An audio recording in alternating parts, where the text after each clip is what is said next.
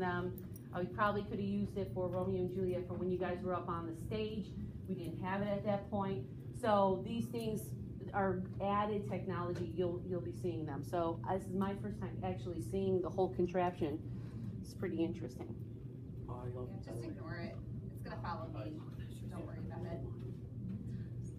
So go ahead and take out your writer's notebooks, your journals, if you don't have them out already, and flip to a couple of pages past your journal entries. We're gonna take a couple of notes today, okay?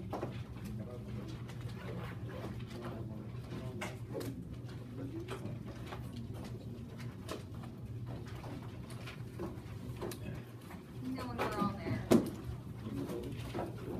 You got your journal? Yeah.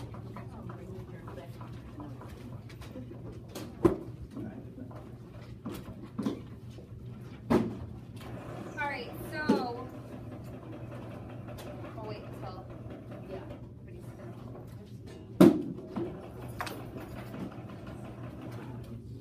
Just a couple. She's gonna go over it with you now. Yep, we're going to take some notes today. We're going to talk about theme. And here we have it listed as it is the perception about human life or human nature that the writer shares with the reader. In most cases, the theme is inferred, not directly stated. Who can tell me easier terms to understand what that means? The overall message. The overall message that the Author is trying to tell everyone. Okay, anybody want to add to that? But yeah, that is. Typically, the theme is a type of lesson that the author wants to teach you. There's something that's important to them that they want you to walk away with from the book. So let's talk about a couple of themes here. And write this down in your notebooks if you haven't written it down yet. Any ideas of what the theme could be? A theme? So let's look at perception then. What's a root word of perception, or a word that sounds similar to perception? Perspection.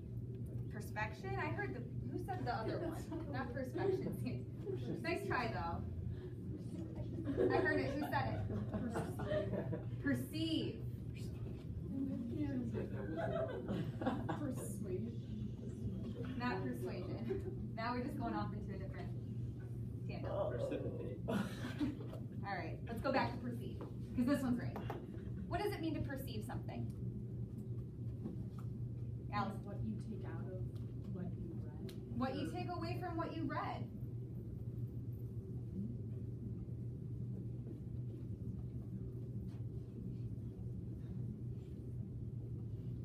This should be going right into your notes.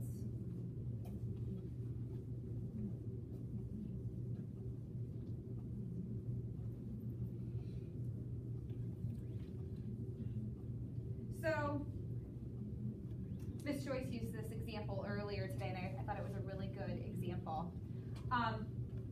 If you were to be on the corner of a street and you were to witness a car crash, and you're standing on the east side of the street, and you see the two cars collide, and somebody else is standing on the west side of the street, and they see two cars collide, do you think that they perceived the same thing? No. No, exactly. It's all going to depend on what? The angle. The angle you were looking at it from. Exactly. So one thing that Sherman Alexie does with his book is he presents a very specific angle for us to look at Native Americans from. Whose angle do we see it from? Junior's. And what are some of the things that Junior talks about in Part-Time Indian? What are some of the topics he addresses? Racism. I want you to go ahead and make a list of these. Racism.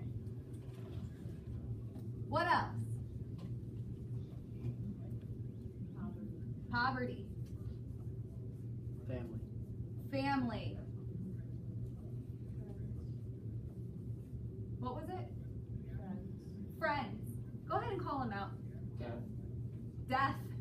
Jinx. Success. Let's say athletics, right? Because we talk about basketball and we talk about volleyball. Success. Girls. Girls. Education. Reality. Expand a little bit on reality for me. That has to tie into like the deaths and the res and how no one will leave. He like is now realizing it. Alright. We'll leave reality up there. Anything else? Alcoholism. Alcoholism. That's a big one.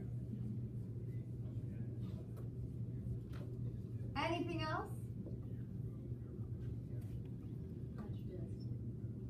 Prejudice? Yeah.